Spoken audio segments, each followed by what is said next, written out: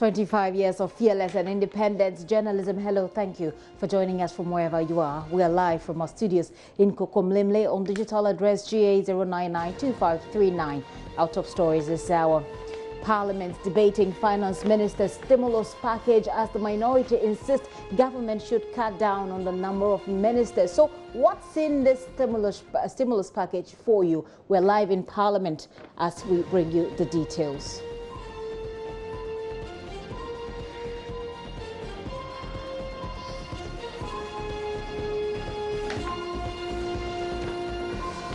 And also, how is your lockdown going and how are you doing at home? We've been checking on the enforcement of these restrictions in the capital. We'll bring you details and some updates. But also, if you had to use public transport, did you have to pay more? We'll tell you about some transport operators who have been arrested for increasing transport fares.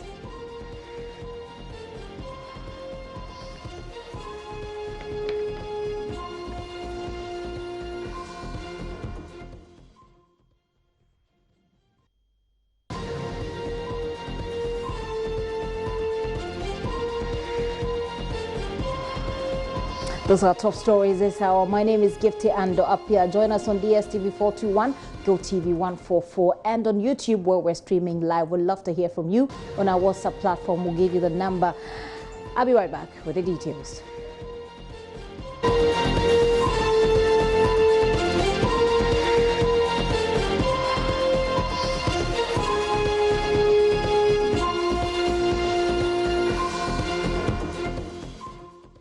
Well, as you may well be aware of already, Parliament has started debating the Finance Minister's address to the House on plans and policies put in place by government in the fight against COVID-19 pandemic. John Jinapo, Member of Parliament for Yapekusong, says President Akufo-Addo's commitment to raising money to deal with COVID-19 should begin with him cutting down on the number of ministers.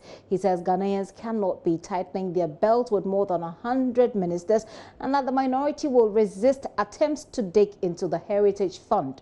Our Parliamentary Affairs correspondent Joseph Opoku-Gakpo joins us live from Parliament with more. Hello, Joseph.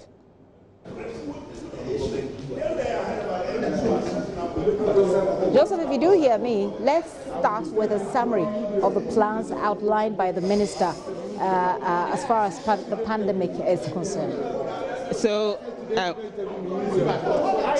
if you can hear me, the finance minister just finished his address to Parliament, and a number of MPs have been debating the issues as he outlined. He's been giving some disclosures on how badly COVID-19 will hit the Ghanaian economy going forward and what is being done in order to help deal with the situation.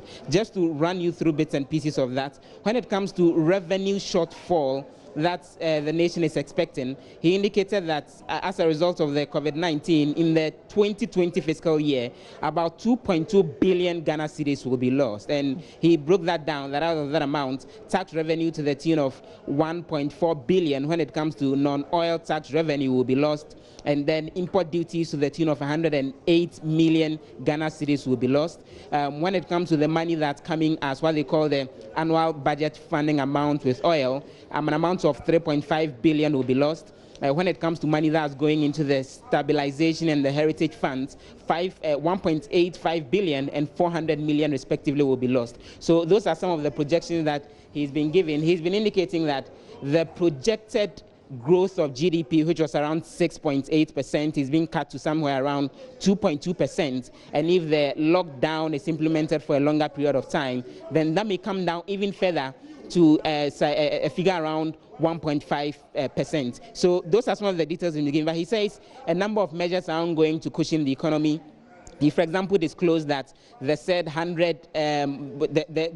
1 billion that's coming as stimulus package, they've identified the source of that money already, which is the stabilization fund that is as a result of the oil revenue. That's the money that they'll be using. He says last week, Friday, an amount of 300 million Ghana cedis was released to the National Health Insurance Scheme for the purpose of paying off medical facilities and to give them the necessary liquidity to help the nation in these difficult times. times. And he's also been outlining a number of measures. But one thing that he said that's been drawing quite some response is the disclosure that in the effort to deal with this particular situation, the sources of funding are as follows. They are getting about $550 million US from the International Monetary Fund, about $100 million from the World Bank, and another $350 million credit facility additionally from the World Bank in order to cushion the economy, as well as the indication that the other sources include the Heritage Fund as well as the Stabilization Fund. Now, the bit about the Heritage Fund is drawing quite some response from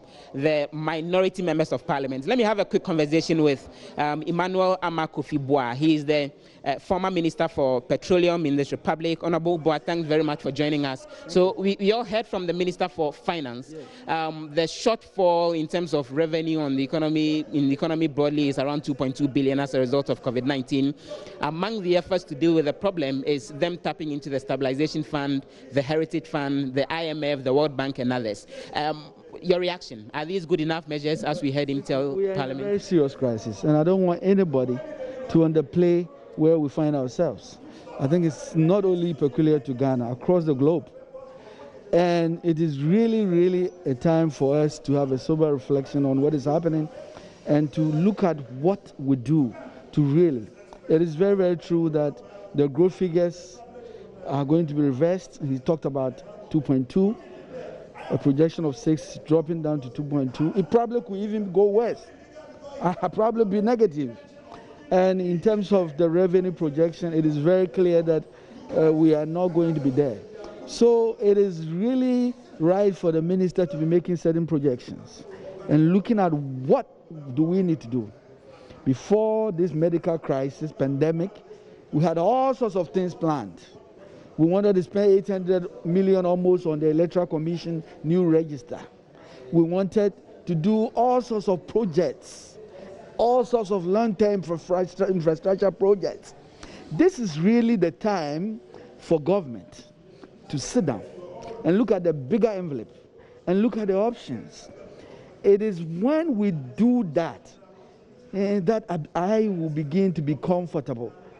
For example, the Stabilization Fund was set up purposely for emergencies. Clearly, for the minister to talk about really doing some adjustment to rein in more money from the Stabilization Fund, I think is important. I do not believe that we've done the analysis enough to even be talking about the Heritage Fund. You think that should be an out of place, no one should touch that? Remember the basis for the Heritage Fund. The basis for the Heritage Fund was that we that are living today are dealing with a finite oil resource that is going to be depleted.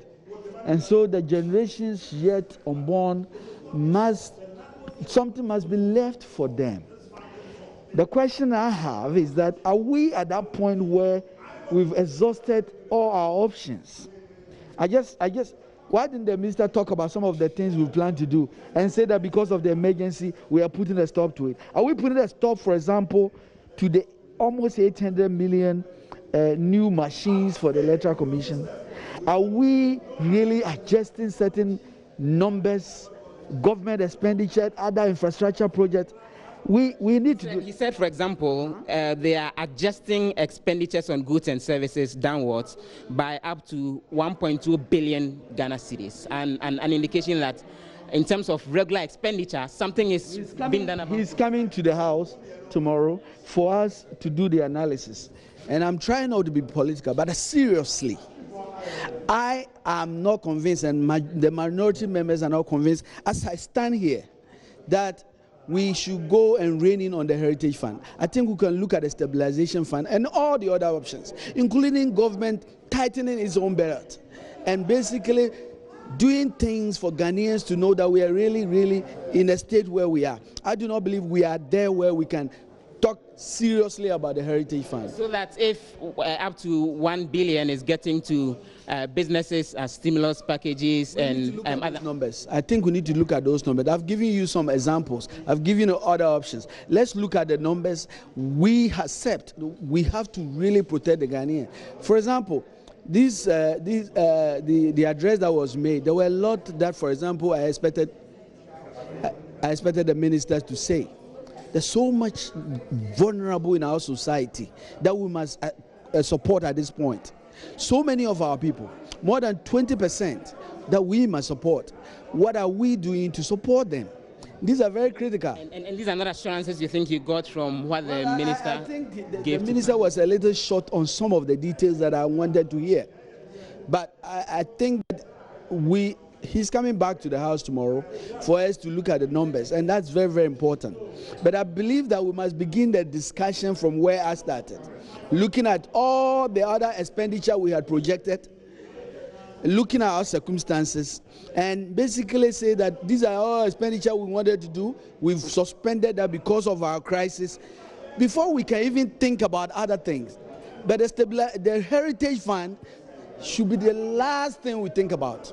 Many thanks for joining us. Emmanuel Amakofi-Boa is the MP for Elembele. He's also the former Minister for Petroleum. A number of other issues came up on the floor, even as the Minister for Finance raised the issues. For example, the Minority Leader, Haruna Idrisu, was of the opinion that the Finance Minister should necessarily just have gone ahead and done a review of the 2020 budget, instead of just delivering a statement to members of Parliament and expecting that the House would debate that and subsequently come with requests for specific approvals on specific issues. That's one of the issues that the Minority Leader put across, and then he reiterated the point by the minority that they will not support any expenditures on the Heritage Fund, even as government tries to deal with this particular crisis. Again, the minority MPs are saying that if government is really committed to dealing with this problem, the first item on the agenda he should be tackling is the number of ministers that he actually has. The president should cut down on the numbers. As far as they are concerned, there's been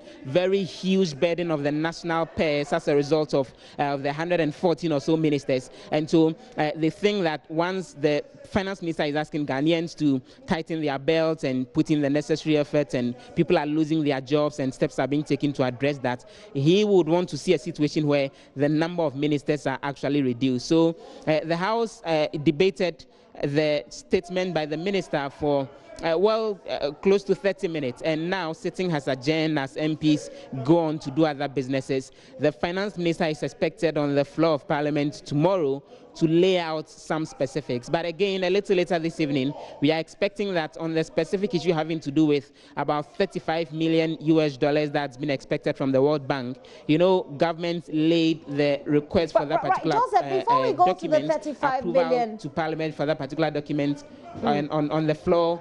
Earlier on Saturday, we are waiting for the House to debate that a little later this evening. All right. Well, Joseph, I almost interrupted you with the fact that before we even get to talk about the 35 million and that approval that comes with it, the calls by the minority, though, about the number of ministers, if you look at the amount of money that the world needs to deal with this problem, it looks as if looking at the number of ministers in governments right now is inconsequential, even if you have to cut down on it. But the minority makes a strong point about spending, for example, on a new voters register, especially when so many people, including civil society organizations, have indicated we don't need to spend money on that.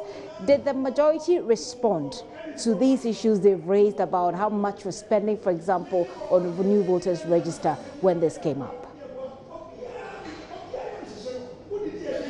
In terms of specifics, when it comes to the amount of funding at the level of government that they hope to cut, that wasn't exactly given, except that the minister did put out a blanket figure that they're hoping to cut down on expenditure on goods and services, generally at the level of government machinery, by more than 1.2 billion Ghana cedis. And that is one of the key measures that they are taking in order to be able to virtually raise enough resources and avoid wastage as one of the measures to help raise more money to shore up the economy in order to deal with the COVID-19 problem and the impact on the economy.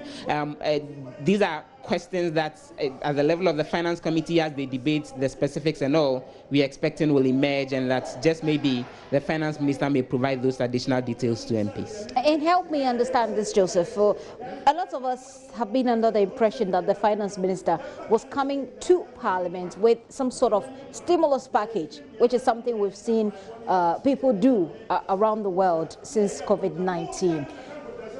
Can we describe this as a stimulus package, and really what's in it, for example, for businesses? So what he did was to announce the package in question to MPs and indicate that going forward, they are expecting that he would return with the specifics on what the stimulus package would look like.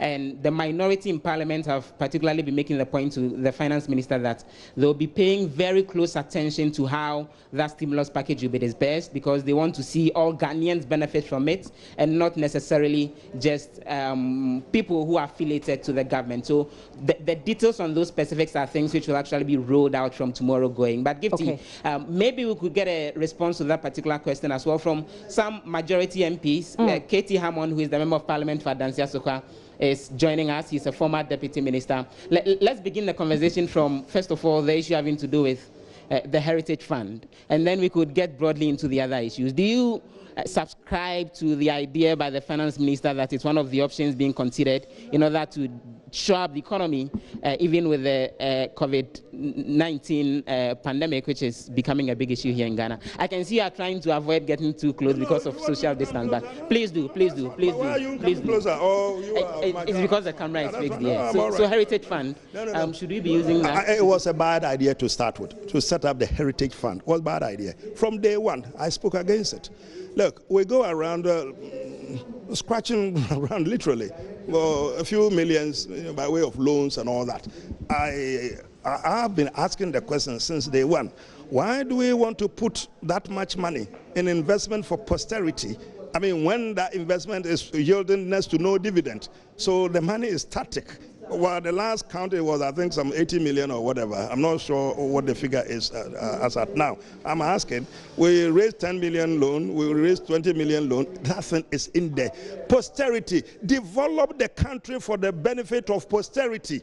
Don't leave the money sitting in the account for the benefit of posterity. What are they going to do with 80 million, 100 million by the time that we're talking about without the benefit of income, dividend on it, will be absolutely nothing. So for you are off one idea of digging even into that right now to deal with the pandemic of the NDC, that if we allow them, they would definitely have misused it. This is the opportune time. I ask the Minister of Finance to quickly dig his hands in there, take the money, get the money from whatever sources you can, particularly the posterity. Posterity for the purpose of now is now.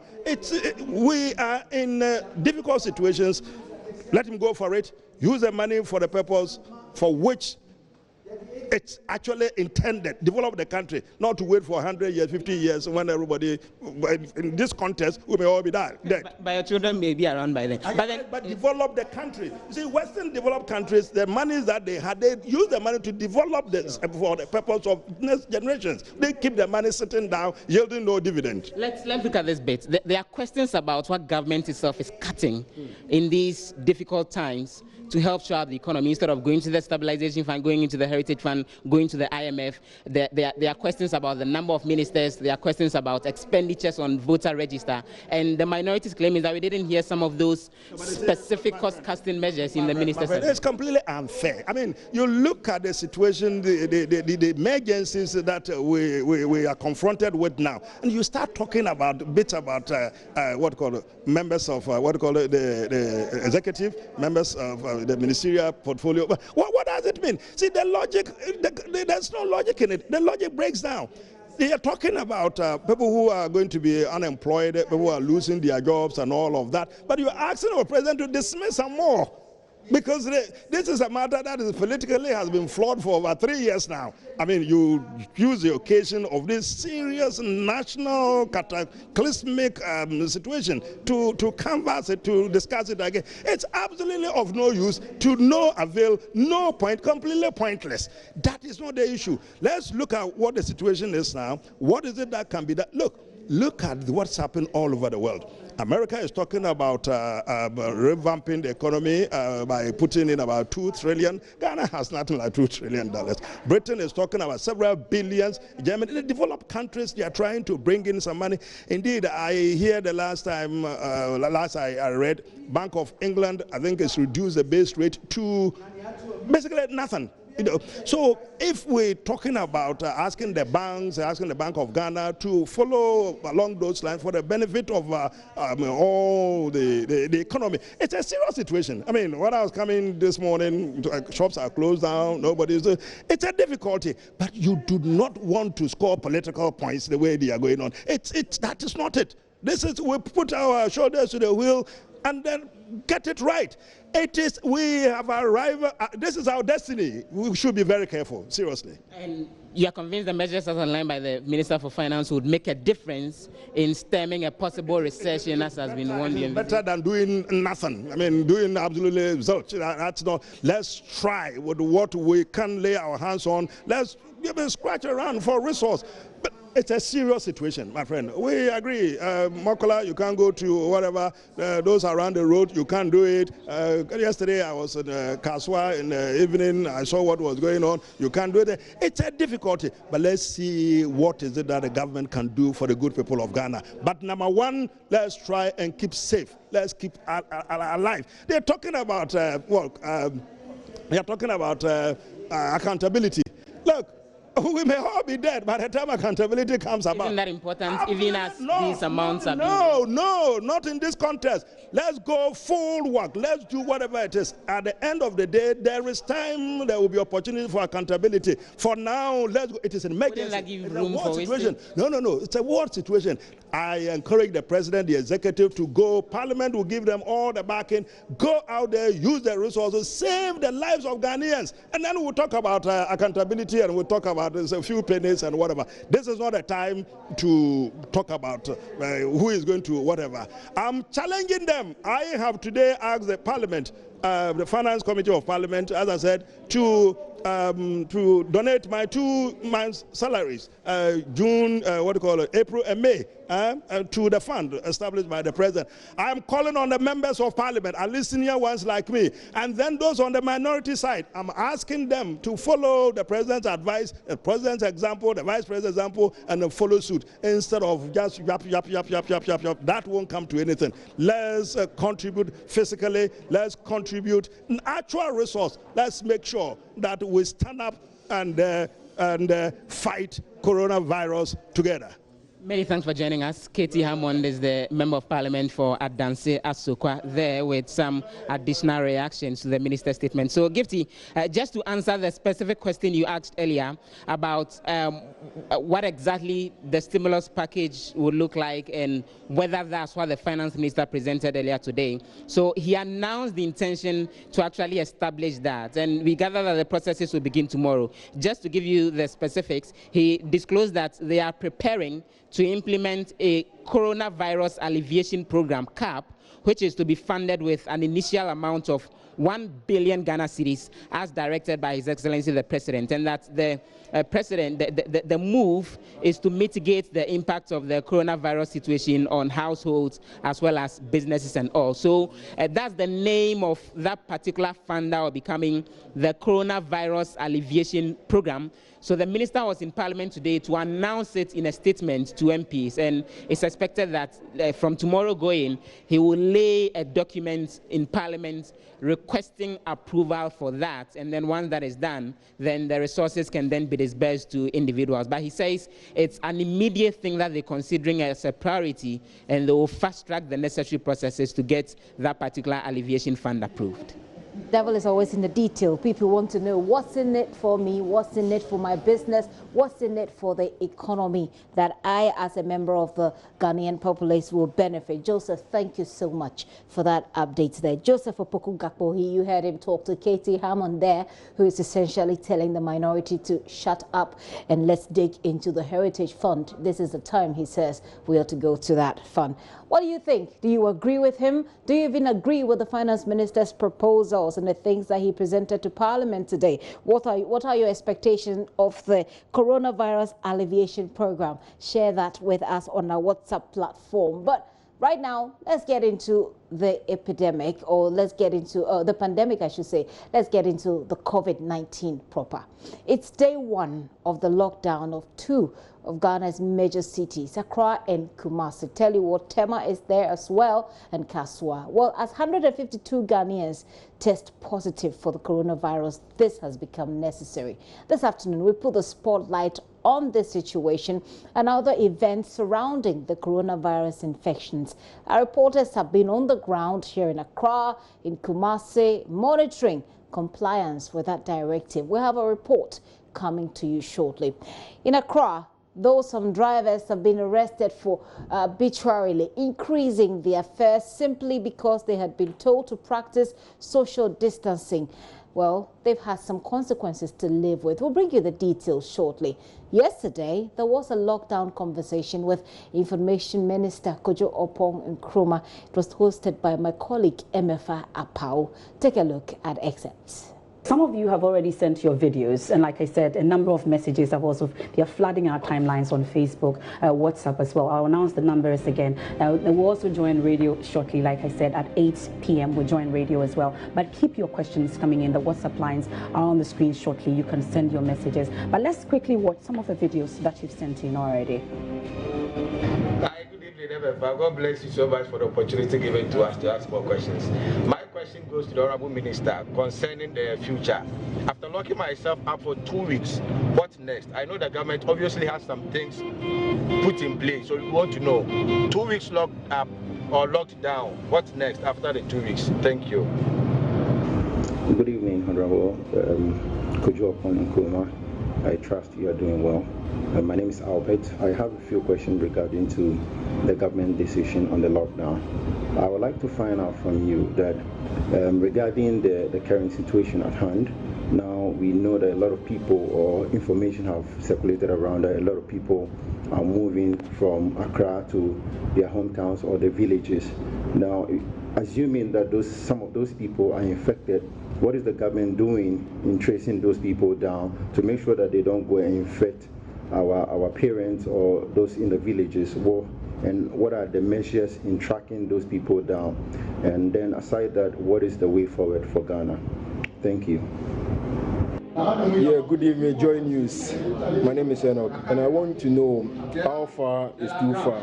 You know, I'm in Dansoma Control, and can I move from Control to Dansoma Market, or can I move from Dansoma Control to Dansoma Last Stop? I just want to know how far is too far. Thank you.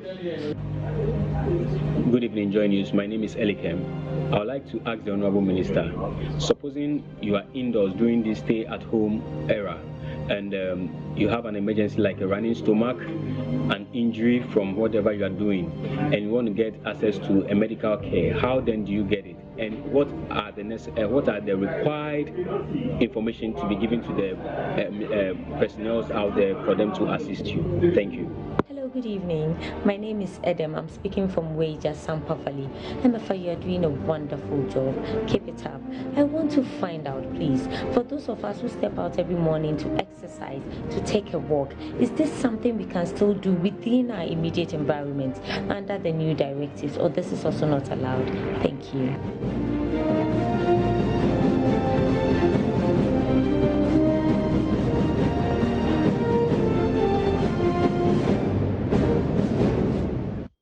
So that's how it goes. Some questions that you've sent in via video, you can keep yours still coming in. The Information Minister, Kojo Oppong Nkrumah, is on hand to answer all the questions for you. So we'll take the first set, a number of them. 2 weeks, what's next? Let me, first of all, thank your viewers for sending in these questions. Indeed, earlier this morning, we did our best to answer a good number of the questions. We are also shortly going to make available some online platforms that people can ask more questions. But I really appreciate what you are doing. You would recall that prior to taking a decision to impose restrictions on some parts of the country, I think about in all about 40 MMDAs, the president took his time. And it's because the science tells us quite clearly that imposing restrictions only, without more, only delays spread. If indeed you have elements of the virus in the community, and now we believe we do, and that by the time you lift it, then it continues. So imposing restrictions must be coupled with a more substantive action, because imposing restrictions only allows you to buy time, but you must do something with that time. Yes. So the substantive work which we are doing within this imposition period is enhanced surveillance and testing. Now, why are we doing enhanced surveillance and testing? Traditionally, many countries have been chasing the virus. So it's when you have a case, then you contact trace around the case, and then you try and resolve that one, and before you realize you have another case, you are chasing the virus. If we're going to be successful in this enterprise, we have to go ahead of the virus and rather go in search of it and contain and try and flatten the curve and literally deal with the situation. To do that, what we have to do is to restrict some movement, yes, which naturally delays spread, but gives us an opportunity to ramp up surveillance and testing of a number of cohorts. So in Ghana today, we have about 54 or so cases. If I just may check the data sets, we have about 54 or so cases that came out through the general surveillance. The general surveillance, 63 cases in the general surveillance, out of which 5 have unfortunately passed on, 2 have already recovered. So if you net of 63 minus 2 and then minus 5, those cases, each of those cases has a pool of contacts around it. Initially, the signs of COVID-19 suggested that it may take up to about 14 days before symptoms manifest. So the view was, find them, observe them. If they show symptoms, then you can test, because the view is that, and the view still holds today, that if the person is asymptomatic, when you test, you may not find anything, even if he's been exposed. But now the decision that has been taken is that test all of those contacts, even as at now, and test a bit more, maybe twice or thrice during the period, even while they are isolated. So one of the first things we are doing is that for these 54 or so cases that are still active from the local surveillance, test them. So test the contacts of these 54. And the contacts, I think, over 1,000 persons who have been traced to these 54. So some have already been tested. But the idea is to complete this testing. They have a clear database of who these people are, where they traditionally, and I'll say where, because people have moved in the last 24 hours. I'll deal with that one. That's the first cohort. The second cohort is that in mandatory quarantine, out of 1,030, about 79 or so tested positive. Those persons also came into contact with a number of persons, even from the airport to mandatory quarantine. So all of the persons associated with these persons need to be tested. So the port officials, they need to be tested. We have a clear database of who these persons are. We began doing that. They have started the process, even including some of the government officials who've been involved in this. They have also started a testing process. But they give us a clue. They give us a proof of concept that when you have people contained in a place and you test the entire population, you can find those who have been exposed to the virus and, treat them.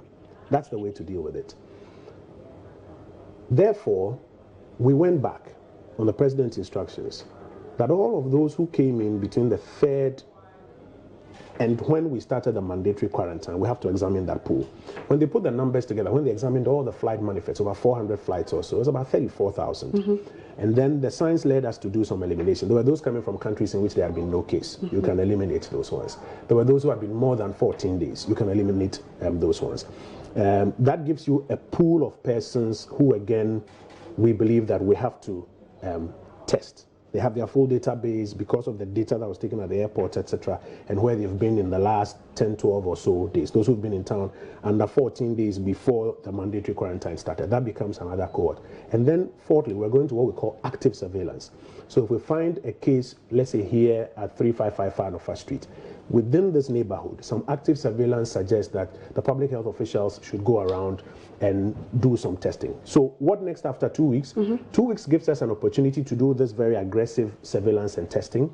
And then depending on the outcome of what we find, we're able to make a clear determination that indeed we have succeeded in containing it, or that some other consequential measures need to be taken. Let me quickly move to the second. Now we're moving on to those who have moved from Accra as a result of the announcement of the restriction. So in all the restrictions and the decisions that have been made so far, you have to strike a good balance.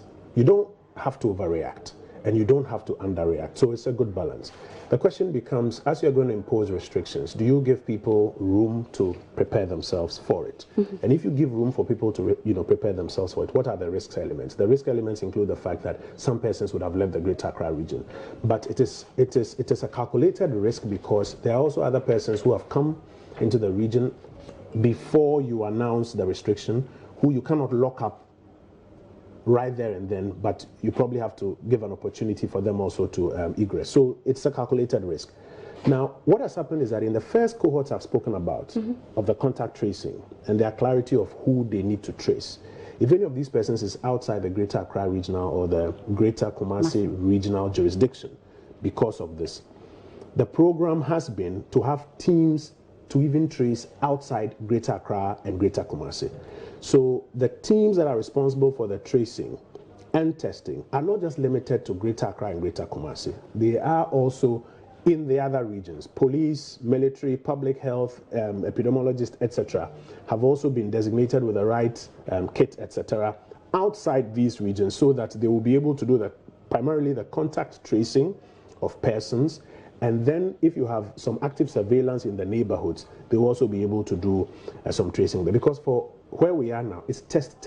If we had 1 million test kits, you test 1 million people. That's the way you can go after the virus and not wait for people to pop up and show up. But what we have also been saying is that for people in communities where people have moved in the last 24 hours, people have left Accra, people have left Kumasi, we continue to mention to you that do not forget about the principles of social distancing, at least 1 meter apart, especially for these persons who have come from outside the Greater Accra jurisdiction. Secondly, or the Greater Kumasi jurisdiction. Secondly, you need to ensure that local health authorities, and in every one of these areas, you have a CHIPS compound somewhere there. We need to provide information to them. My cousin just came from Accra. My cousin just came from Kumasi and its environs, so that we all assist in observing. It's not like they are harmful, dangerous people, but we all need to be aware of our situation in which we are, so that people who may exhibit some symptoms, etc., have an opportunity to be screened. So these persons are the local CHIPS compound, etc., their regular temperature,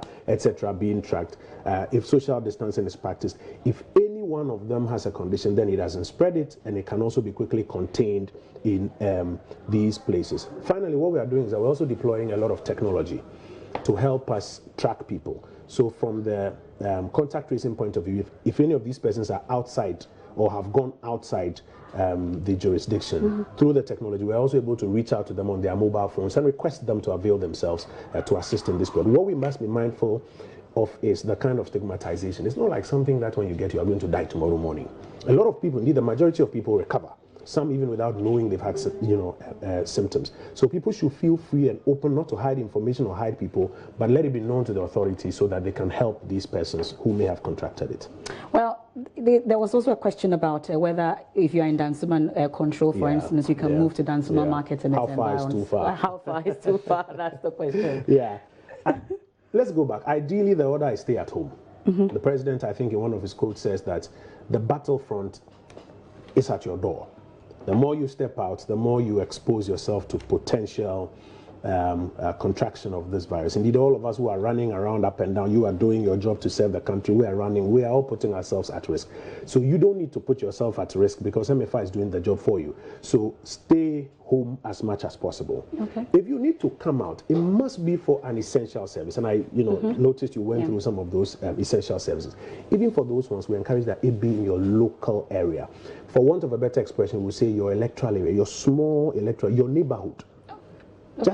Just your neighborhood. If I'm here and I'm just going to go on the street to buy cocoa tomorrow morning or wache right here at the junction. But I don't like this wache. I like the wache at Labone. We are not in ordinary times. You have to like this wache. Okay. If for some reason you have to step out, well, you have to.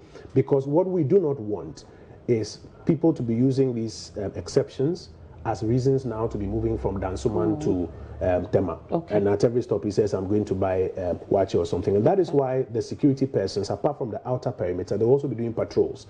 So they'll become familiar with the community in which they are. Okay. And therefore, when you say you're going to buy wache or cocoa right in front of your house or something, they know what you are talking about. So as much as possible, it is in your own interest to stay at home. And if for some exempt reason you have to step out, let it be within your neighborhood, not more than your electoral area. And I'll give you an example. When we started the mandatory quarantine, we had people who wanted to come in and smuggle their family members out. Some agitating, in fact, some getting on the balcony. Some of our colleagues in mandatory quarantine getting on the balconies and congregating and seeking to maybe agitate or something. They later found out that as they were doing that, they were exposing themselves to one another, some of who were testing positive. So it is in your own, all the decisions the president has taken is in our interest. So if we say stay at home, please stay at home. If you have to step out, not more than your neighborhood, not far or further than your electoral area, so that we can contain this. Okay, so and Information Minister Kojo Oppong-Nkrumah yesterday. Well, I hope that that question or those answers also answer the questions that you have. Let's take a short break here on The Pulse. I'll return shortly and we'll bring you updates on what became or what has become of day one of the partial lockdown, if you like, restrictions on movement placed by government.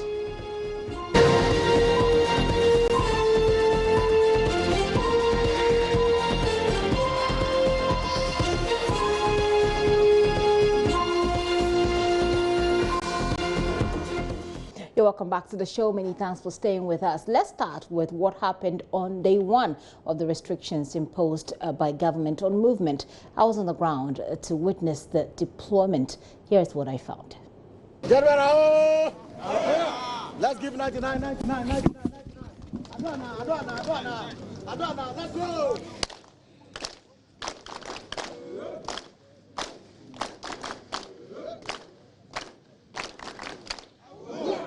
It all started here, the police headquarters. Uniformed men prepared to head out to enforce restrictions on movements starting today. The officers would receive stern warnings and a rather repetitive reminder of the exemptions and what this is all about. You need to observe identification properly. The coronavirus is not a joke. So please, it's a serious matter. Don't go and see someone and say it's my friend. If he's not supposed to pass through, the person is not passing through. That's all. If he's exempted, he's exempted. I hope that is clear. Yes. So there is no joke. And you do the job as a policeman by rules and regulations. If you are in doubt, call the JOC. One thing was lost though. PPEs will be delivered to your duty points. We'll get a team that will come to your point and deliver PPEs to you. Nearly 20 minutes to 1 a.m., some of the personal protective equipment arrive. Off the team goes. Some were scared. They ran away when they heard the police. Others said they need to work to make money. But this is the first day of Ghana's partial lockdown. So it's more of a gentle plea for people to get indoors. Away from Nima, we make our way through Adenta to Ayimensa.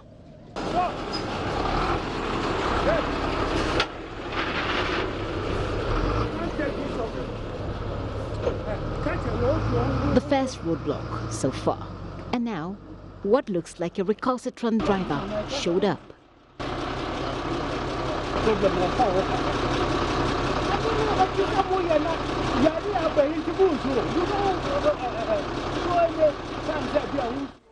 They were warned and let go. At the Ayimensa toll booth, the story was a lot different. The stern police officers here spoke very few words and insisted no one will cross this line. If you know, we are working. And so now that we are done, we need to go back to our families, and we can't. I'm not faulting the authorities because it is indeed the law. Yeah. But I also think that in certain cases like ours, we should be allowed to proceed. They were only allowed to make a U-turn, and all of them sent back from where they came. But even that was a huge relief to these men who would have been stuck here at the toll booth. It was obvious to the police service that how they start today will go a long way to determine their success in the next 2 weeks. Gifty Andopia, JoyNews, Accra. I'm interested to find out how you're doing, how you're coping on day one of that lockdown. We'll bring you that shortly when you send them to me. But first, listen to some words of comfort from the founder of International Central Gospel Church, Pastor Mensa Otabil, before we bring you reports from the streets today. The scriptures tell us in 2 Timothy chapter 1, verse 7, that God has not given us the spirit of fear, but of love, of power, and of a sound mind. It's a very interesting way to look at it. God has not given us the spirit of fear. And so the simple question is, if God did not give us the spirit of fear, where did the spirit of fear come from? Why are we so afraid? If God is not the one who is making us afraid, then something else is making us afraid. And many times fear comes through our own sense of weakness because we feel that we don't have the strength to deal with something, or fear comes because we're overwhelmed by something so big that we can't really make sense of it. Wherever that fear comes from, it doesn't come from God. And it is not the way God wants you to live your life. And it's not the way God wants you to look at circumstances. So I encourage you, in the midst of all that is happening, the uncertainty and the fears, that God has not given us the spirit of fear. The word that is translated fear in that passage is a very interesting word. In the original Greek, it means cowardice or timidity. And so when we say that somebody is a coward or somebody is timid, it means that something bigger is making them feel small. Something above them, it's making them feel that they are below and they are beneath everything. And of course, our world is dealing with some heavy-duty issues. We have this virus that is disorganizing everybody's life, and especially for us in countries like Ghana, when we see nations like the United States and Italy and Spain, and these nations that we thought had it together, Great Britain, we thought they had it together, and all of a sudden, they don't have it together. And when you hear of princes and prime ministers and people you think are so powerful, they can be protected and they can be kept safe, all of a sudden not feeling safe. Then you look at yourself and feel, what can small me do? That is the timidity part. You feel, it's happened to big people, I'm so small. So how do I survive? The interesting thing when you read the Bible is that God takes care of the small people. God takes care of the weak, of the vulnerable, of those who are not able to take care of themselves. So, yes, you may hear of big people not able to survive, but if you put your trust in God, He's able to hold you. As little as you feel you are, He's big enough to hold you, He's big enough to strengthen you, and He's big enough to keep you safe. So remember, God has not given us the spirit of fear. That fear you feel is not the way God wants you to live your life. And I want you to resolve that you're going to live a life of confidence and assurance in the Lord. You're going to trust Him with your life. You're going to trust Him every day of your life. You're going to trust Him moment by moment, minute by minute. Of course, nobody knows the end from the beginning. Nobody knows everything and how they will pan out. But God is all-knowing, and we can trust Him that He will keep us and He will keep us safe. So today I just want to encourage you. God has not given you the spirit of fear, but of love and of power and of a sound mind. And I pray that your mind will be sound and that you have power over what you're going through. Have a great time. Have a great day. You will see tomorrow, and it will be well with you. Talking about gaining the necessary confidence and trust in these very hard times. So how do we deal with psychological issues? That's one of the questions that we'll be discussing with a psychologist who joined us via Skype. But right now, I want to take you to Europe. We're going straight into Germany, and I'm talking to Thomas Sparrow, political correspondent with our partners DW. He's definitely working from home. Thomas, tell us about the situation in your area. Let's begin with restrictions. Here in Ghana, we're just talking about restrictions imposed on movement, which started last night. Well, it started at dawn today. It started at 1 a.m. And People are complying. There are a few issues here which we'll be sharing with our audience. Tell us about the compliance level in Germany. We're told that people are just giving authorities some headache there.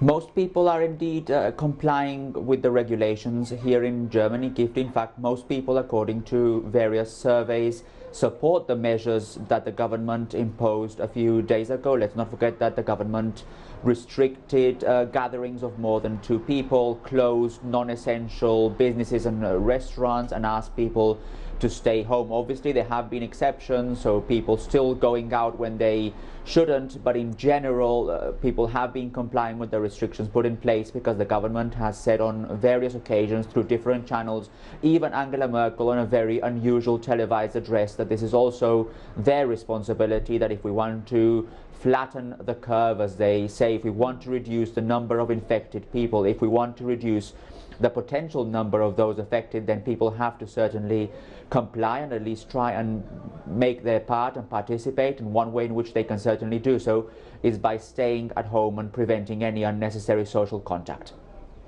Well, we'll be talking more about what Ghanaians are doing here, but one of the things that authorities here in Ghana want to do with this restriction period is to do a lot of testing. We may not have enough testing kits. Of course, the entire world has an issue with that. But I'm also reading or learning about some antibody tests that's supposed to be carried out in Germany. Tell us a bit more about that and what can we learn from it?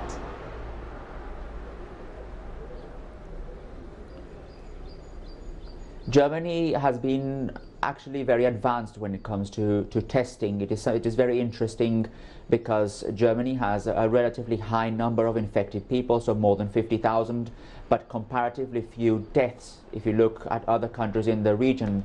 And there have been plenty of analysis trying to understand why that might be. Why does Germany have so many infected people but so few deaths comparatively? And one of the reasons that has to do with that is the fact that Germany has been testing and testing. In fact, there are authorities that have said that Germany has been carrying out up to 500,000 tests a week, coronavirus tests we're talking here, which obviously helps to identify in a much clearer way who may have milder symptoms and who might then have to stay at home and self-isolate, thus preventing other people from being infected as well. So they say that Germany and Austria, by the way, also the same situation, have been managed to keep the death rate relatively low, on the one hand in particular because of those tests. There are other reasons as well, but when you look at the key reason why this is the case, you have to look at why Germany has been carrying so many tests compared to other countries in the region. And so you're able to find out who is having symptoms and who is perhaps asymptomatic. 500,000 tests a week. I don't know. Hopefully we'll get there. But Thomas, talk to us also about an expected recession. This is indeed expected all over the world. This afternoon, our own finance minister has been in Parliament trying to push a particular package. We'll get the details of that shortly. But what are Germans saying about this expected recession because of COVID-19?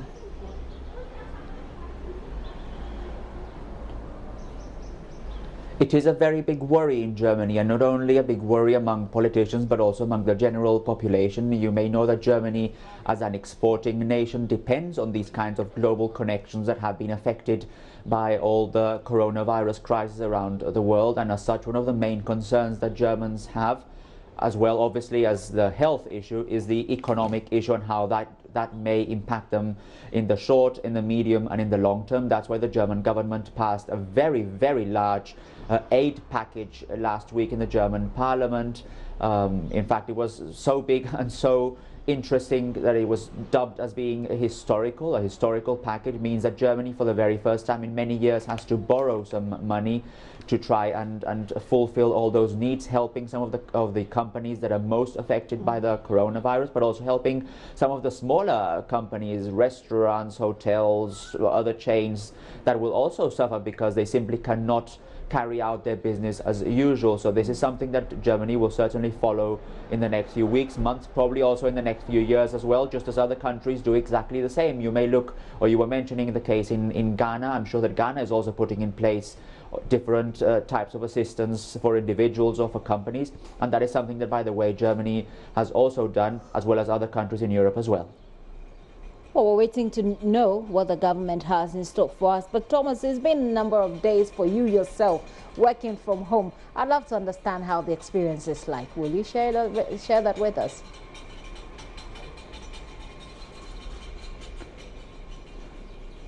Well, I am not unaccustomed to working from home. In fact, I come from a family who always worked from home, so this is not necessarily unusual for me, but it is obviously different when you have to broadcast from home, as we're doing just now, having to prepare ourselves to do basically everything from home, because most of the things that we would do outside are not necessarily available or possible. Nevertheless, as journalists, we have still the authorization to go out and carry on with our job and try and inform. We are seen as an essential part of society, and an essential part of society in very difficult times. In other words, trying to inform the public about what is at stake.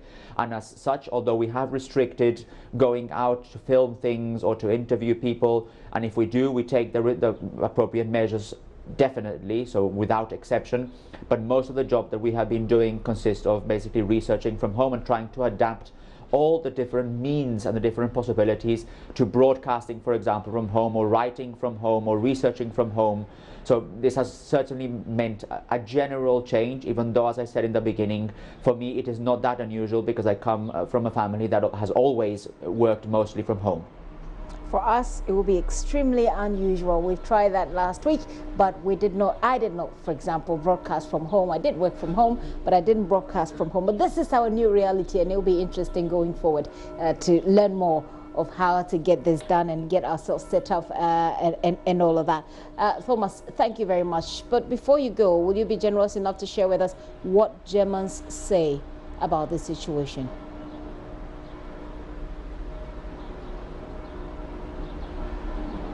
Germans are indeed in favor, as I mentioned earlier, of the measures put in place by the German government. They understand that this is something that they have to take part in as well. Obviously, there are restrictions and there are concerns, in particular, for example, of how this will affect common people, how this will affect people on the street that have maybe a small business that rely on other people buying their goods. At the same time, I would say that Germans have been focusing on solidarity and creativity. There was something very interesting, Gifty, that happened only a few days ago, and that was something called a hackathon. So basically a digital contest where more than 40,000 people met virtually to try and find solutions to the current crisis. The logo or the slogan of the whole gathering was us against the virus, and some of the ideas that they proposed were, for example, how to better streamline some of the resources that hospitals have, or how to improve mental health in times of isolation. The idea is that some of these proposals will in some ways be implemented. That's why the government is also participating in this measure, and at the same time that it can be replicated in other parts of the world. So on the one hand, I would say that generally there is support for the measures put in place. There is also concern about the potential impact, and on the other hand, there is also a sense that Germans have to be, or have to at least focus on solidarity and creativity in these very difficult times. Thomas, thank you. Thomas Sparrow there. He's political correspondent of our partners, DW, joining us all the way from Berlin. He's working from home. So how do we deal with all the psychological issues that are associated with staying at home? Tell you what, last week I spent a number of days at home working from home, and it is certainly different. I have joining me on Skype Annabella Osetutu. She is a psychologist. She's going to help us understand that. I'll take some of your questions, by the way. But some of the questions that you've been sending through as we get on to bring you the updates on the coronavirus cases, and also to talk to the psychologists about the issue. Let me just take a couple of your questions. This one says, we need help in Boko Upper East region. All our people who live in Accra and Kumasi have run home without testing, and our brothers are not safe because people are trading with Okada at Bush Road and bringing them in, taking 10 cities. This is from Mugnuri, Kolungungu, Kupelgu Road. And you are Mohammed is sending this question through. I hope that the Immigration Service is listening to this and will take action. And this one says, this is an eye-opening. You sent a video. I'm not sure what's in that video, but you say it is an eye-opening video. I'm not able to do videos at the moment. But one last question and we go on. This one says, the measures being taken, the GMA's advice on total lockdown is the best way to go. The government must act now rather than later. The measures being taken by the authorities in the Western region is highly commendable. Let's get on Skype. Annabella Osei Tutu is a senior lecturer and counseling psychologist at the University of Ghana. We'll take a look at the figures right now. As far as coronavirus infections and deaths are concerned, we're looking at 746,112. That's a huge figure, and this is the number of cases that we've had so far. Out of that 746,112, 35,347 people have died. That's the figure of death we're dealing with now. Now, somewhere last week, about 900 people died in one day in Italy alone. But the good thing is that you can recover also. And so 157,098 people have recovered, which is way beyond the 35,347 people who have died in case. And indeed, those who have died, it is a big deal. These are human beings. But 175 have also recovered, and that we celebrate. The United States has become one of the epicenters of coronavirus, apart from China. United States has recorded new cases. That's 1,640 plus cases. That's the United States for you. New people have died also. They have recorded 26 new deaths in the United States of America.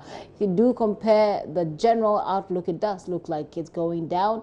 Let's look at Spain. Well, Italy, like you know, is one of the countries worst hit by that. I told you the figure. In Spain, we're looking at some 5,085, I beg your pardon, 5,085 new cases, and 537 people have been killed. In China, we're looking at only 4 deaths, which is a good thing, 4 new deaths, which is a good thing there. But the total death for China has been 3,307. And of course, if you look at Spain, and if you look at Italy, and you look at the United States of America, well, you could say the United States of America is pretty down. But if you compare what happened to China, given that China is where this whole virus is said to have started, Spain has lost more people. Italy has lost even way more people than China. Germany, from where we just spoke to Thomas Sparrow, has 560 total deaths. New deaths occurred, 19 new deaths. Iran is one of the countries that got worse hit as well. They are 3,186 new cases so far. 117 more people have died. I beg your pardon, forgive me for those figures there. Not so many of us like figures, by the way. But let's look also at Switzerland. We haven't heard a lot about Switzerland, but Switzerland has also recorded quite a number of cases, 15,526. There have been new deaths. 33 people have died in Switzerland. But of course, the figures they're looking at is 697. They're in the 3 digits, but of course not as bad as the other countries that have taken you through. Let's look at South Korea. You know that South Korea has also struggled a lot. South Korea was one of the countries that had recorded a lot more deaths after China or outside of China. What we do know is that South Korea has had 9,661 cases so far. 78 new cases have been recorded. Total deaths 158, but the new deaths are 6. If you compare that to the other countries that I mentioned to you, like Belgium 82, Netherlands 93, that's Netherlands 93.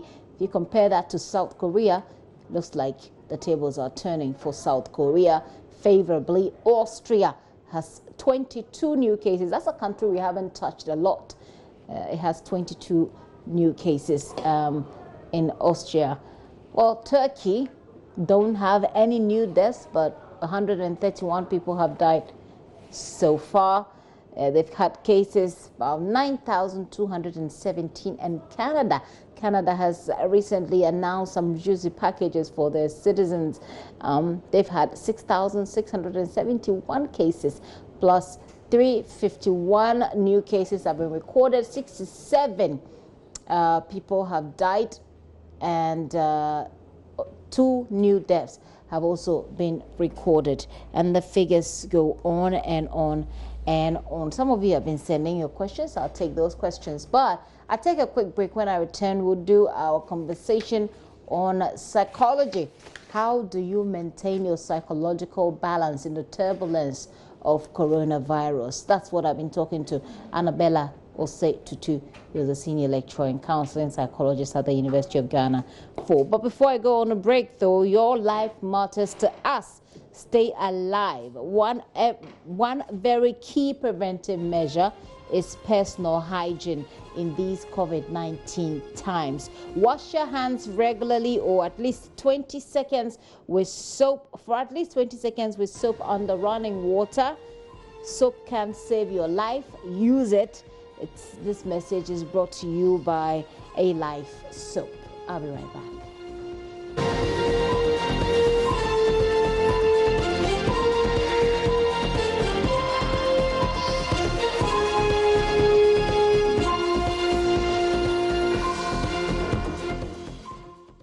Your life matters to us. Stay alive. One key preventive measure is personal hygiene in these COVID-19 times. Wash your hands regularly for at least 20 seconds with soap under running water. Soap can save your life. Use it. That message is brought to you by A Life Soap. I'm going to take you to United States of America, New York to be specific, where Ni Akrofismat Abe is currently.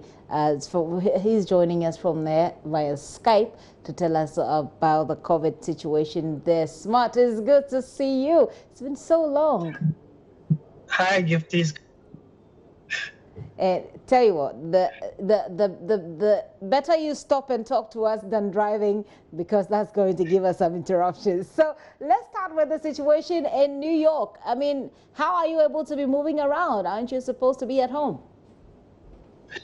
Well, the New York situation is not a that is happening, and we have order that's called So what that is that if you don't have any business or you don't have anything important outside of your house, just stay indoors to avoid the spread of COVID-19 or in it in the first. That's the order we only essential providers are currently allowed to go to work. Essentially, any other person who an essential service provider stay home, unless of course you can go out to get groceries or to get food, like I'm about to do right now. But otherwise, expected to stay. Essential services are you providing yourself, Smart? Well, I'm not providing, but the essential service providers are the nurses, of course, medical people in the medical profession. We're talking about the group filling station, about the laundromat, about the police, of course, the police and the other security. Those are the people who are considered essential. So they are allowed to go to work every day. But apart from that, appropriate person who is not in these categories of work is expected to stay. In my case, I'm able to work from home because I work in my school PR department and I work from home.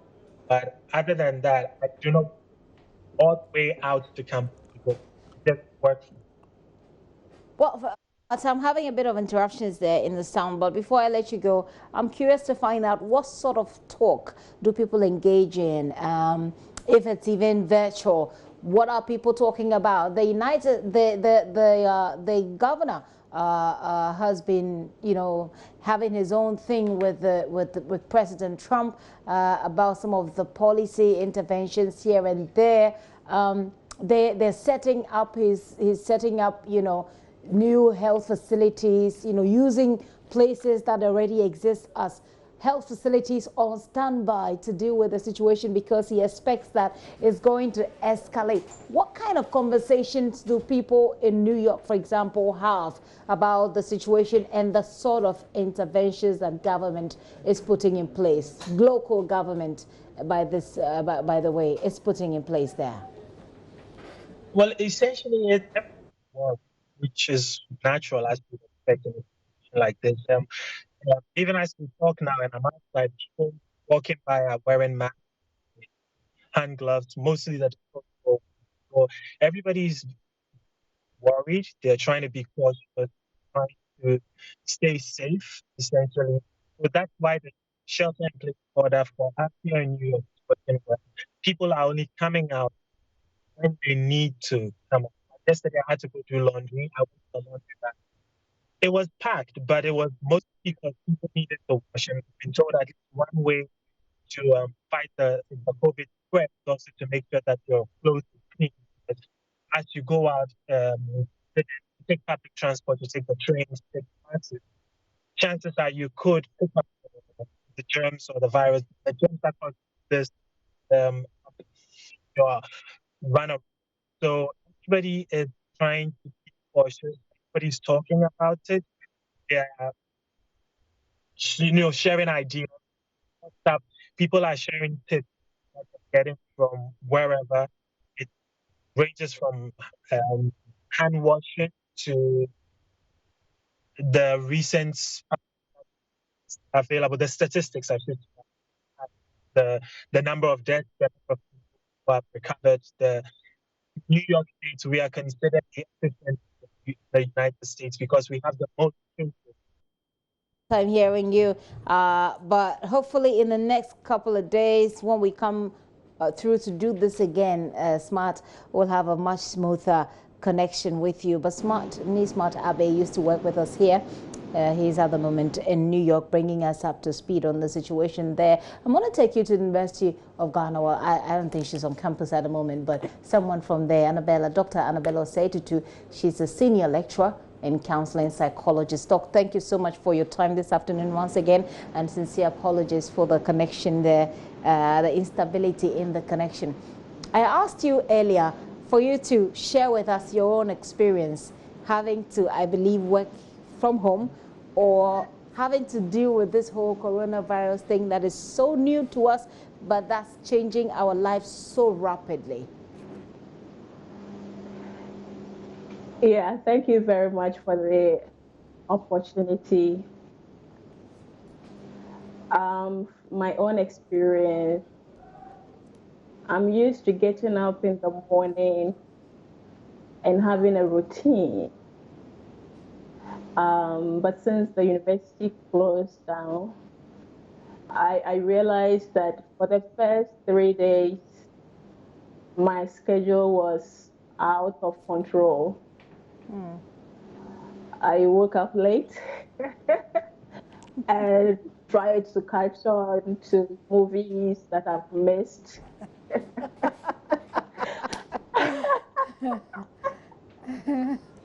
But then I had to bring myself to order, remembering that I'm not on holidays.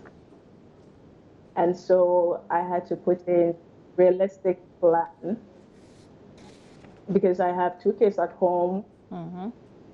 So I have to take care of them, but also have to attend to other office-related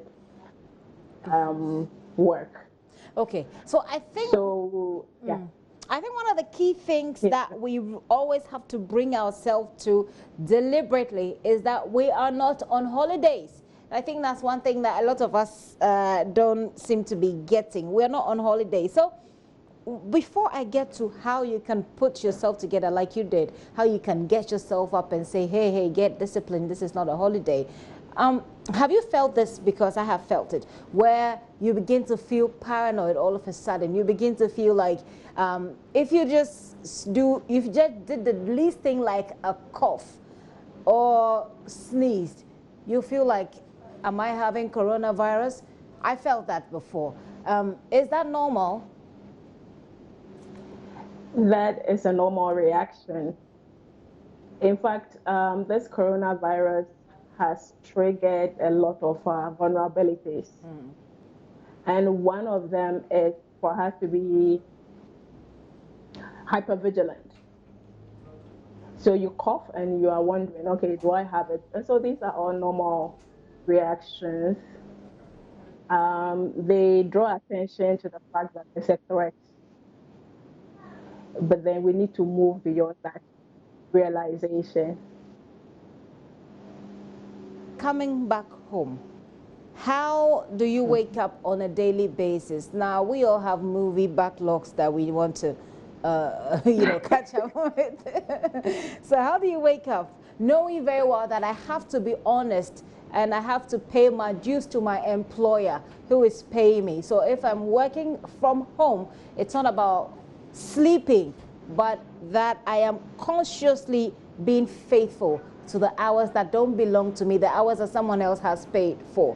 How do you consciously bring yourself to that level in these times where we are doing the work from home business?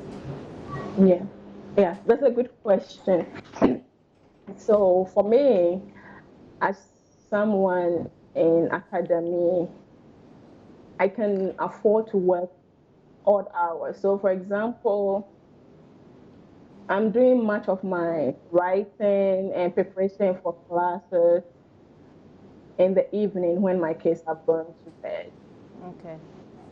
And I also have online classes during the day. So when I have scheduled such classes, I have a supportive partner who takes care of the kids so that I can attend the online class. So in effect, it's a change in my schedule, but I make sure that I'm committing a good amount of hours to do my workload, as it were.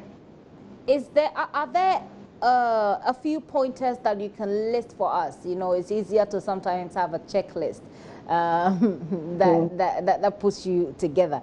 Can you take us through, if you like, a list that we should keep in mind every single day that we're supposed to be working from home, or even just for our own psychological health, staying at home in these times? Yeah. So the first thing is to have a plan. Each day when we wake up, we should draw something like a to-do list. Okay, that gives us expectation for the day, and it keeps us in structured flow. You see, boredom will set in when we think we don't have any plan and we don't have anything to do. Okay. Okay. And then we also have to be intentional about managing our anxiety.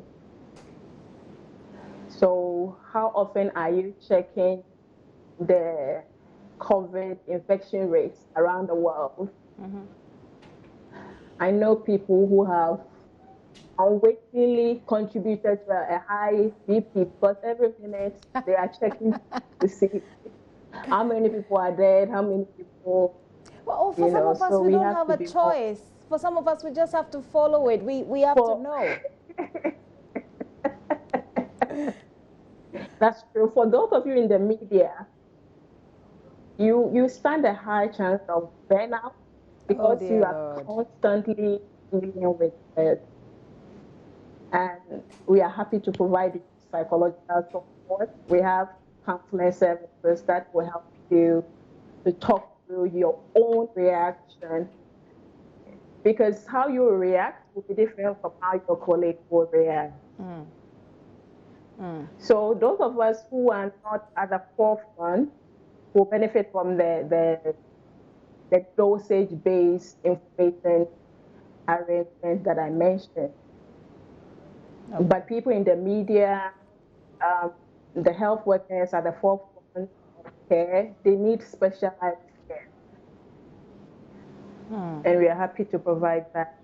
I'm working with a group that provides telecounseling, and we give it bespoke or individualized care. Because there's not as one size fits all. There's a part of the telecounseling that we can talk about perhaps next time when we talk here on the show. But before I wrap up, I've taken note of what you say. When you wake up, you have to have a plan. At least provide yourself or develop for yourself a to-do list that helps you get through the day. So that way you don't, slack and you don't sleep. But then you also have to be intentional about the sort of information that you consume in these times. And then you also ought to go after special care if you fall within the, I believe, the areas that you've mentioned. For someone who gets very emotional in these times, are they more likely to be extremely emotional to the level of depression, and what can they do in their own small way to manage it? Yes, thank you very much. That's an important question. So some of us are leading our own lives. We've not paid much attention to our emotions.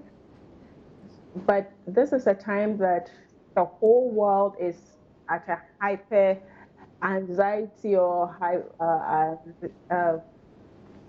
high rate of anxiety. And so if you have underlying predisposition, it means that you need to be extra careful. So the things that I mentioned, you will have to be much more conscious.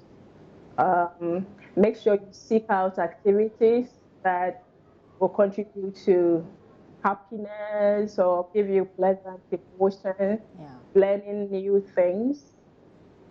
Because the research shows that people who have underlying conditions or who are already dealing with some psychological issues may fare badly if we don't take care of them during this time of stress. Yeah.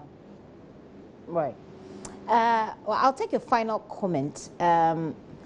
We can have a more consistent conversation where you can provide some sort of counseling, if you don't mind, for people who might need it. We do that here. We ask people to send in their difficulties in these times, and then we get some answers for them. We can make time for that. But right now, let me take your very final question, and I'll make it a bit selfish, a bit of a selfish one.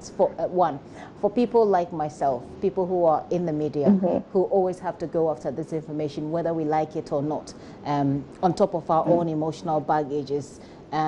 What is it that we can do? We don't have a choice. You said that we can pursue special care.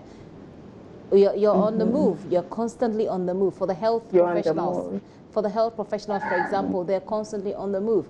How do you go after that care? So if you can't get that care, what can you do?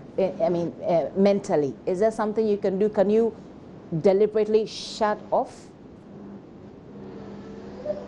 So we know that people in the media often go through what we call emotional labor. That they shut it off, they shut their emotions off. But then when you go back home, everything comes hitting you real hard. That's so true. So we call something acceptance in therapy, that is, or in counseling.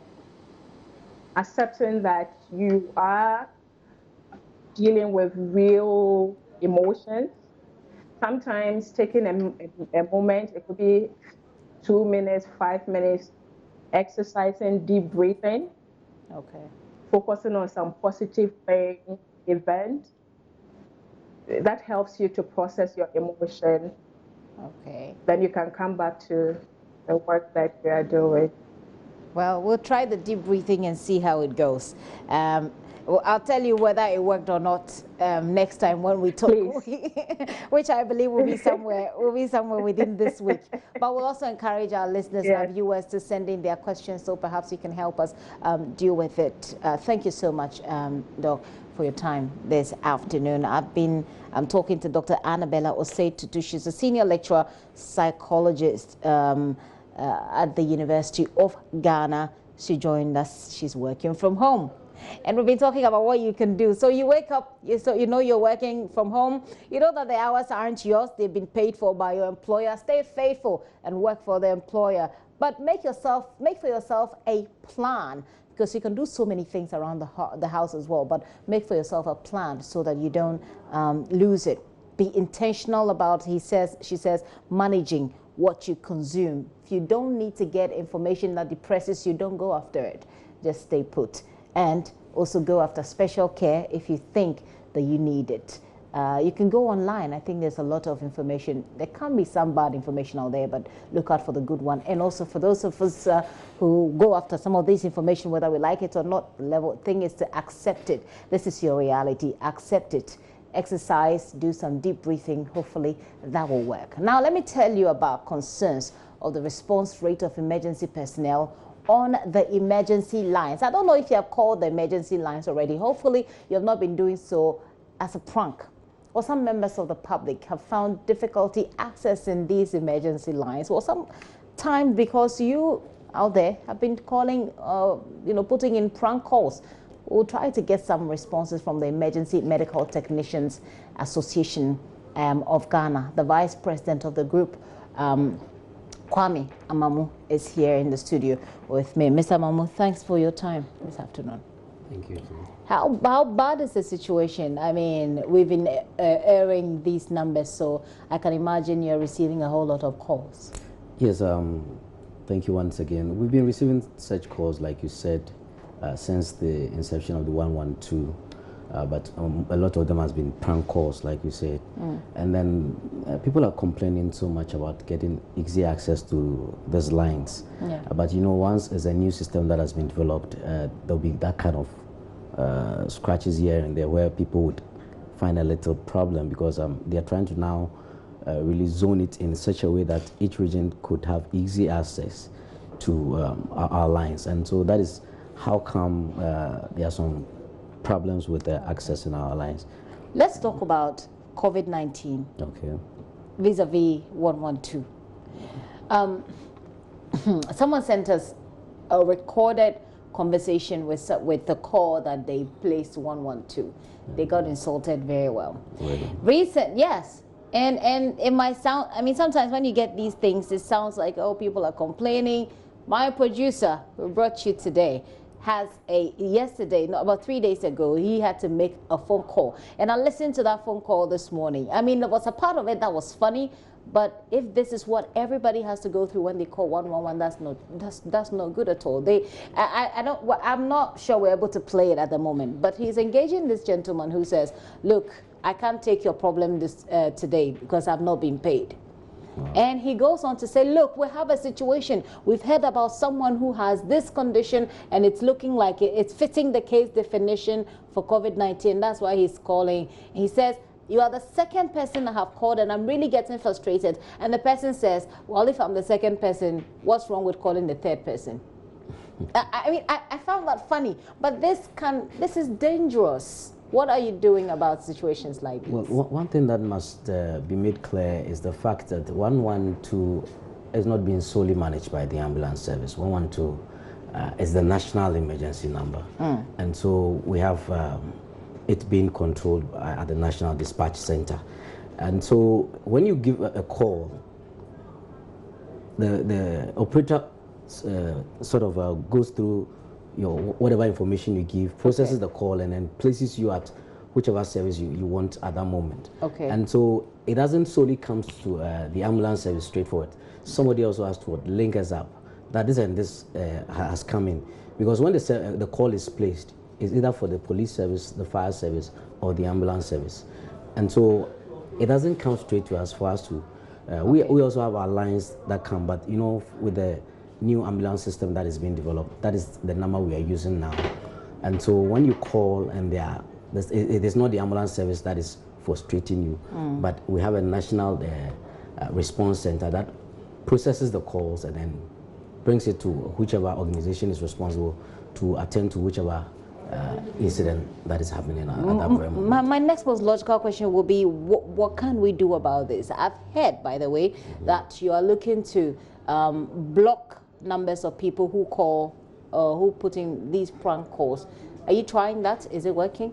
Well, that statement came from the NCA, the National Communications Authority, that they are trying to streamline those things so that the prank calls can be reduced. Because when you have this lot of prank calls coming, actually when you dial the number and somebody's online and another person dials, with our normal phones it would exhibit that the line is busy. But with this 112 system, when you call and even the line is busy, your call will still go through. And so by which time the person might be attending to another case.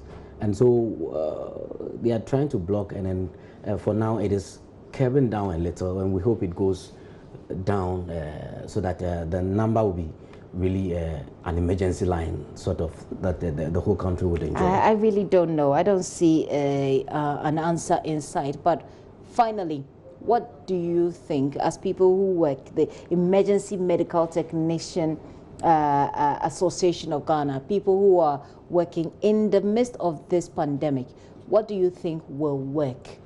Well, one thing I've realized is that, we have the COVID emergency numbers that has been displayed out so much. So if there's anything of that sort, you can also try that one. In addition to the 112. And then, quite apart from this pandemic, there are other serious issues that people also do get sick and stuff like that. So we have our National Dispatch Center with their numbers, and they can also be called upon when you are being a little frustrated with the 112 because of the processes you have to go through. I think when everything is streamlined, the 112 will become very effective. But for now, it's going through a process, and we are hoping and praying that things will go through. So you can rely on the COVID emergency numbers for now. Rather than the 112. when you suspect anything. And then you can also call on our dispatch center, the National Dispatch Center, and then wherever you are, even in the country, they would quickly link you up to us, and then would be able to attend. Okay, I think we'll have more of these conversations. And if you have an experience like this, you can send us that message. You have a WhatsApp number.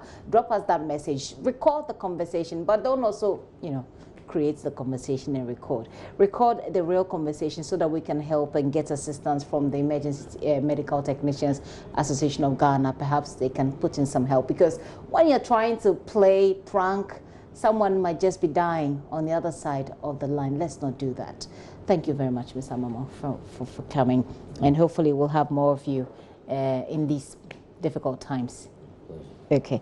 Kwame Amamo is the Vice President of the Emergency Medical Technicians Association of Ghana. Talking about the pandemic, I'm going to take you out. Today we've been out and about looking at how day one of the lockdown went. I brought you my own experience from this dawn. Take a look at another one. Shut stores, empty streets and deafening silence. Those are major observations made by JoyNews this morning in parts of Accra, following the directive by the President on a state lockdown. This store here is among one of several hundreds that have been temporarily shut down for business activity as part of our preventive measures against the coronavirus. These stores here are often cladded with car spare parts, and often there are several individuals here as well as traders and buyers alike who exchange goods and services at this point. But today, as we will show you in many parts of Accra that we visited, this is no longer the situation. Kantamanto is a part of the central business district of Accra. Here, every day, about 1,000 of people troop in to buy various second-hand clothing and shoes for their users in the country.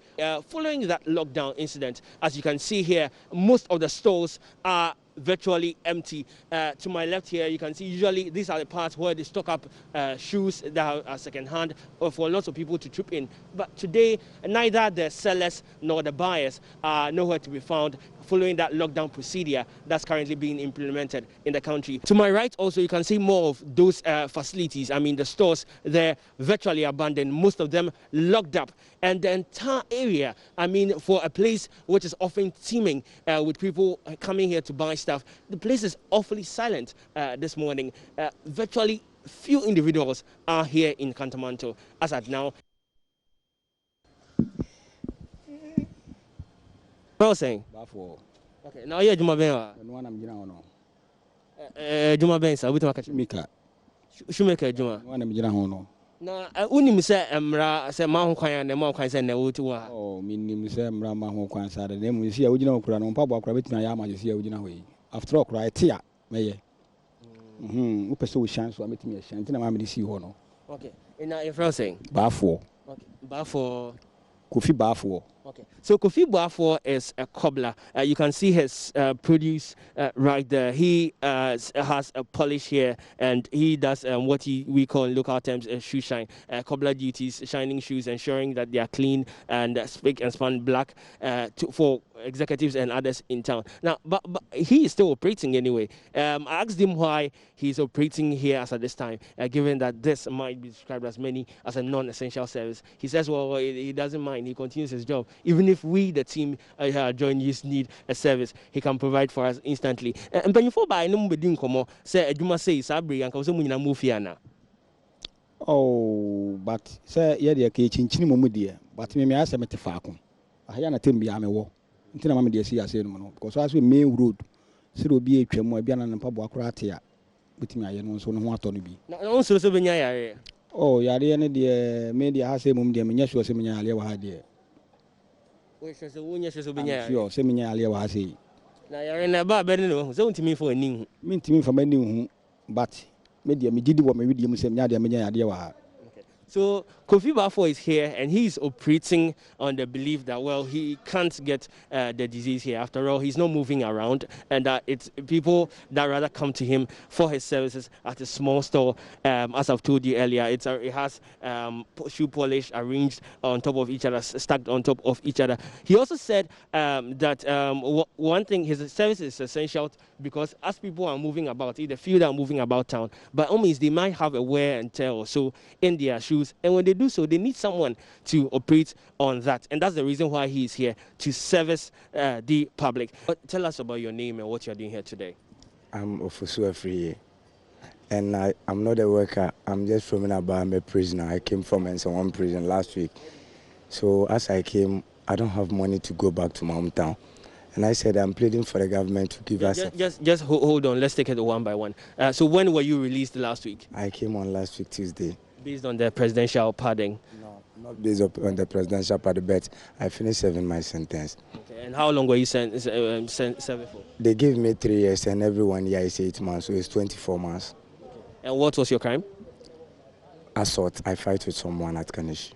You fought with someone at Kanishi? That was how many, 2 years ago? Yeah, 2 years ago, and I won the person. Let's go a bit into... so the day you were released, how many people like you did you see being released that day?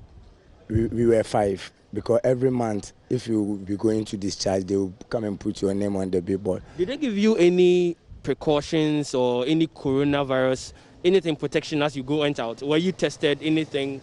That one I can say God used to protect us. And it's the sickness that's killing people outside, we the prisoners, God protect us. No, okay. I mean, as you left, was anything done or were you given any orientation, anything? The time the sickness came, some doctors came there and check us as they check. We call them PPAG, Planned Parenthood Association of Ghana. They came and check our blood, but that one they say is HIV test, and they give us something called simultaneous one. They put it in our mouth if you are facing any challenges, but they did not give us any precaution as coronavirus precaution or whatever. As you left. Yes. Okay. Thank you so much. Okay, thank you. Okay. Yeah, okay, no, let's take that. Let's be very necessary. But as you came out on Tuesday, since then, what have you heard about coronavirus? They say that coronavirus is something that is dangerous more than HIV and whatever. So we have to protect ourselves and make ourselves clean. You should wash your hand with water and not the water that is clean at one place, the flowing one. And cover your nose, and if you are coughing you have to. So I can see that coronavirus is a dangerous virus that we have all supposed to listen to the doctor and the physician's advice. And since today is the lockdown, what are you doing? I mean, lockdown, everyone's supposed to be indoors. You don't have a home yet. So I say I'm stranded. I want to go to my hometown.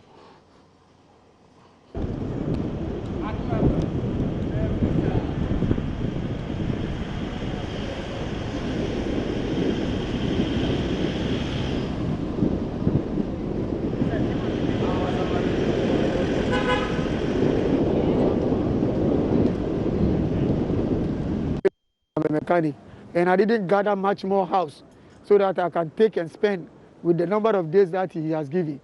You see, if I don't go out, I don't get anything for my family. I didn't put anything, or I didn't pile anything down in my room for my family, or to think like government will bring this quarantine, this days, number of days that I should quarantine myself inside the room.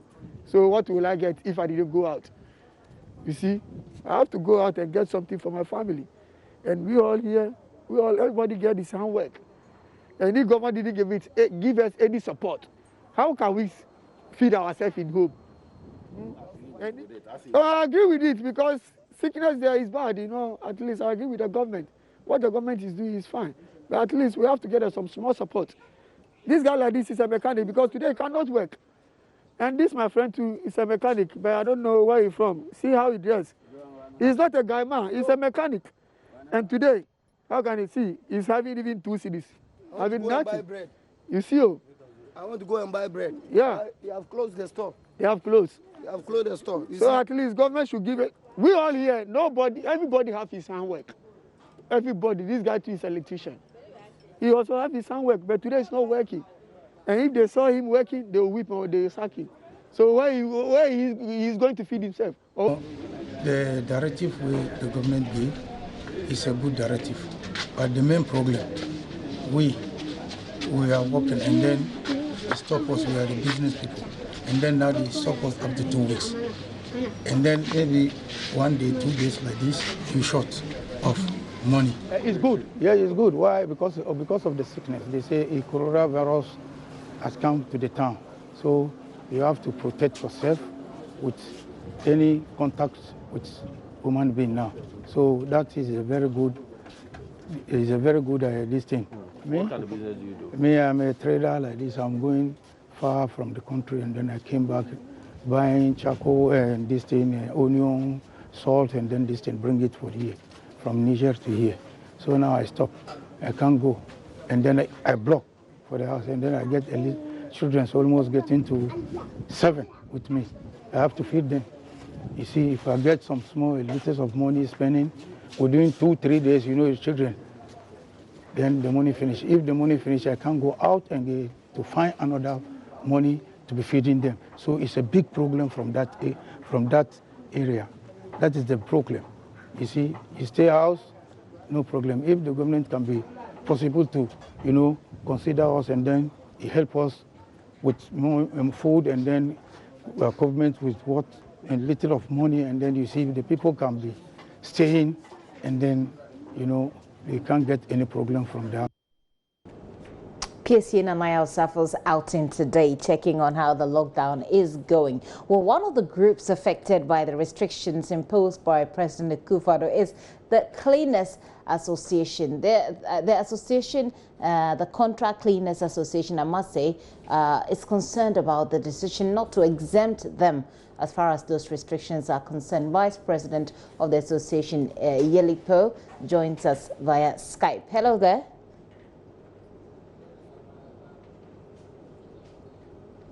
He's actually joining us via phone. Hello there, Mr. Yelipo, are you there?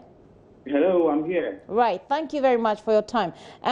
Your services, help us understand your services. The Cleaners Association, you call it. So, if you take organizations like ours, we have people who clean here. and they're not off, they're working. Perhaps that's the reason why they've not necessarily been listed as exempt, but they belong to organizations that may be exempt. Isn't that so? Yes, that's correct. So the Contract Cleaners Association of Ghana is an association of reputable cleaning companies and suppliers of hygiene products.